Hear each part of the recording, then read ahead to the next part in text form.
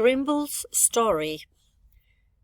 Grimble en ugle som Gylfi og Soren blir venner med.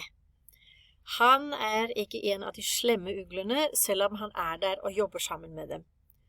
Han bestemmer seg for å hjelpe de to med å slippe ut av St. Agis, og i dette kapitlet da hører vi om hvorfor Grimble i St. Agis i det hele tatt. Chapter 20. Grimble's story. I thought I was being so smart, Grimble said. He had led them into another crack in the canyon wall that was off the large one that led from the pelatorium. You see, the snatching patrols had just snatched one of my young ones, as I was returning with my mate from hunting. It was little Bess. She was my favorite, I have to admit. I swooped in and attacked ferociously. It was actually a cousin of Judd and Judd who had Bess in his talons. His name was Ork. He was considered very dangerous and, well, I killed him. The other owls were stunned. They shrank back from me, but then Spawn and Scanch flew in. They saw what had happened. Oddly enough, they were thrilled that Ork was dead. You see, the previous leader of St. Agolius had died the year before, and since then, a bitter power struggle had gone on between Ork and his forces and those of Spawn and Scanch.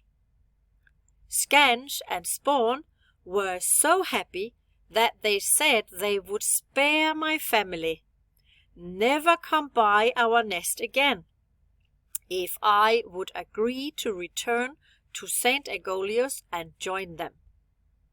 They wanted me for my fighting skills. I had killed Ork with no battle claws at all, just my bare talons and beak. They needed me. Well, it seemed that there was no choice. I looked at my dear mate. There were 3 other young ones in the nest. I had to do it. I had to go. My maid begged me not to. She swore that we could go elsewhere, far away.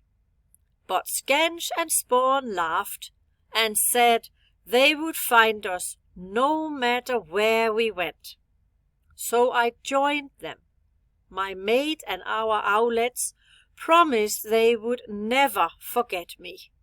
Spawn and Scanch promised that I could visit them thrice yearly, which, at the time, seemed very generous.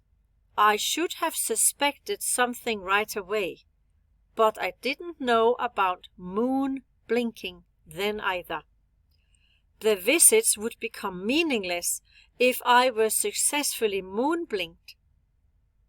My family would not recognize me, nor would I have any feeling for them. This is because moon-blinked owls have no real feelings, and without our feelings, we become unrecognizable over time to those who do have feelings. That is the evil genius of moon blinking. Alle de ordene med strek under står i ordlisten som sammen med teksten her i Classroom.